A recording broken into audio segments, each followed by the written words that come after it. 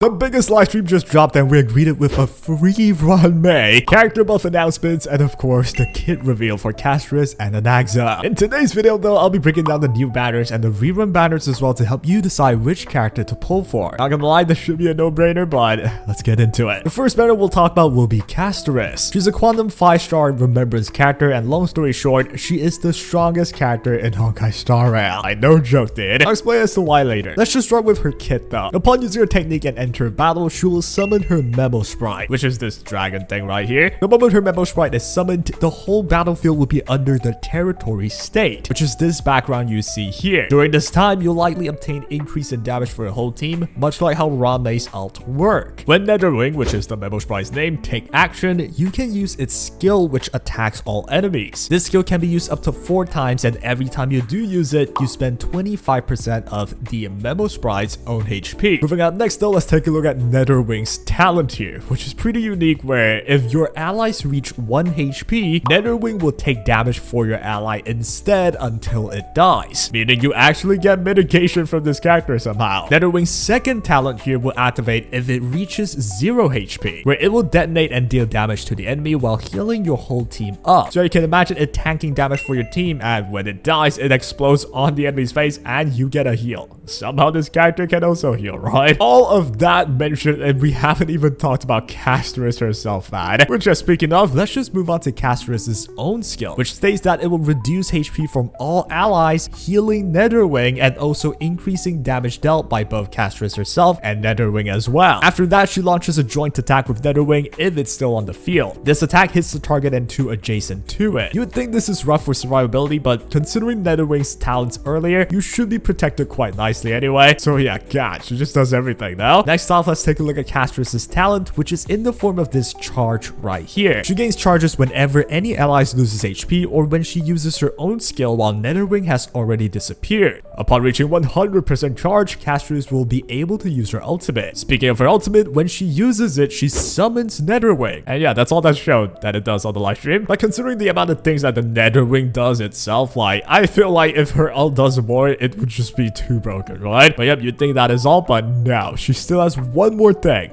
One more thing that makes her definitively the most broken character in Star Rail, which is her unique global passive. So far in the game, only Castorice has this, no other characters have it yet. This global passive states that if any of your allies reaches 0 HP in the same action, they will all enter a unique moon cocoon state. In this state, your allies that died from the same action can continue to take action themselves and say attack or buff your allies even at 0 HP. If you get healed or gain a shield before your next turn, you can continue to be in the battle without dying. However, if you aren't able to heal or shield, Moon Cocoon will dispel after your next turn and your character will die. The reason why this is broken is because this passive works globally, meaning as long as you have Castorice in your account, even if she's not on your team, the passive will activate for whatever team you're using in combat with or without Castorice. However, do note that this can only happen once per battle, which, hey, it's still very valuable. So for conclusion, Castorice buffs your team's damage,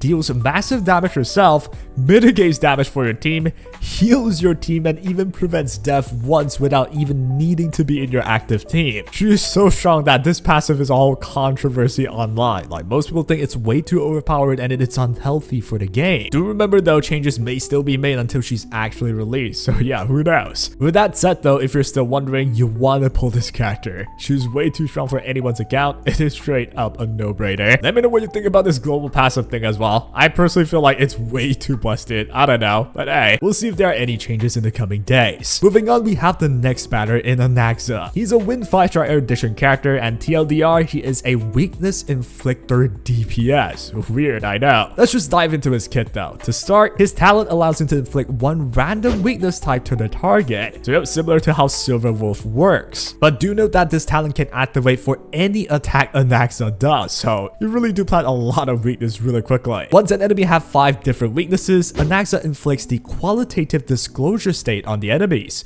which increases damage taken from Anaxa and also allows Anaxa to do 1 extra basic or skill for no skill point cost if they are hit by Anaxa. His skill is a simple bounce attack that hits a total of 5 times. Every hit here can trigger his talent, which applies another random weakness on the enemy. If you hit someone with qualitative disclosure with this skill, you'll do the skill once more with no cost, And yeah, you plant a lot of weakness basically. Anaxa's ultimate here inflicts sublimation to all enemies and attacks all of them. Under this sublimation state, all targets will be inflicted with all the weaknesses available in the game. Like, that sounds broken, but do remember though, a number of bosses in the game have phases where they ignore weaknesses, so it's not like they just remove the whole elemental system if you have Anaxa on your account. But yeah, it still sounds kind of busted though. And that will be all for Anaxa's kit, and honestly, he seems to be a mix of debuffer and an AoE damage dealer. Quite a unique mix that we don't see often. Any other day, if he wasn't paired with Castorice in the same version, you'd probably consider getting him, but honestly, the fact that Castorice is here, I would still say the easy choice is to grab her instead of anyone. She's still superior, dude. But to really consider Anaxa though, you're looking at someone who allows any DPS in your account to be used even without the right elements. A lot of times without the right elements, DPSs will underperform, but Anaxa might be the answer to that. He will not be the greatest damage dealer of all time, but he will be the best enabler in the game that guarantees you'll clear any stage even without the right elements. However, in the end, if his damage is genuinely not that good, you might have to reconsider, and we'll only know about that once he's out in the game. However, if you're the Herda main though, I actually do recommend Anaxa for your account since he is erudition, so it fits the Herda perfectly, and pretty much it allows the Herda to always have the ice weaknesses on the enemy.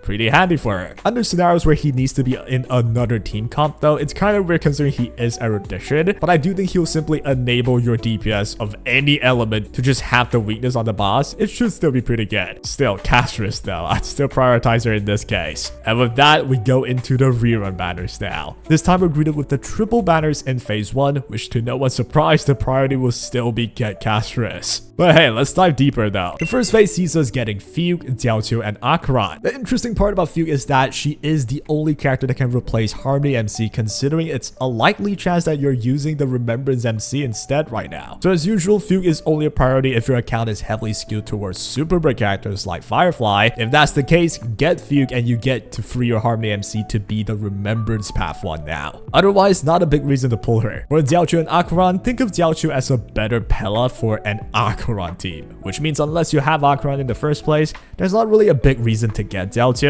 Anything you want him to do in any other team, Pella can probably fill in fine, which also does explain why he's one of the most skipped characters considering you have the free option in Pella, right? So yep, for me, I do not recommend going for him unless you love playing him. And finally, we've got Acheron, which is honestly the only tough consideration here. She's a tried and true DPS that can clear every mode with max stars, but in my opinion, I suggest waiting for Castorice's test videos, which will be out in this channel next week. Take a look if Castorice's damage output can match or say even dominate Acheron, and then make a decision. In the end, do remember they are both damage dealers, and there's not a big reason to grab both and spread yourself thin unless you really love them. But in the case where you decided to get Acheron, or hey, maybe both, Acheron can pretty much be your second team to Castorice's main team, where you will just dominate every mode in my opinion. Moving on, let's go ahead and take a look at phase 2. We actually only see a singular banner here in Dr. Ratio. Now obviously, since he is free, you should already have him. The only consideration should be his Lycon or the Eidolons. However, do remember that he's still just a damage dealer. Of course, unless you really love him, you want to play him, go ahead and max him out. But yeah, comparatively, he is certainly not as versatile as say Acheron, which is also being rerun, where he struggles versus multiple enemies with his whole kit surrounding single target attacks. It's not quite the best choice for players prioritizing account growth, where you want characters that can do as many things as possible and clear as many stages and any scenarios as you can. But in the end, do remember though, if you love a person alive, just go ahead and get them. However, do not expect Dr. Ratio to be able to beat every singular boss in every week though. He's just not at that caliber. And with that marks the end of my analysis on the banners and who you should be going for. Remember when I said it'd be kind of obvious? Yeah, it's kind of just pull Castorice, dude, since she's obviously jacked. But it is important to remember information are subject to change as shown on their live stream. Who knows what will happen next? But hey, stay tuned for Castorice's showcase on the channel now. It should be out next week. Let me know down below what you think about the whole global passive thing and who you'll be going for. And yep, with that, I hope I helped you out.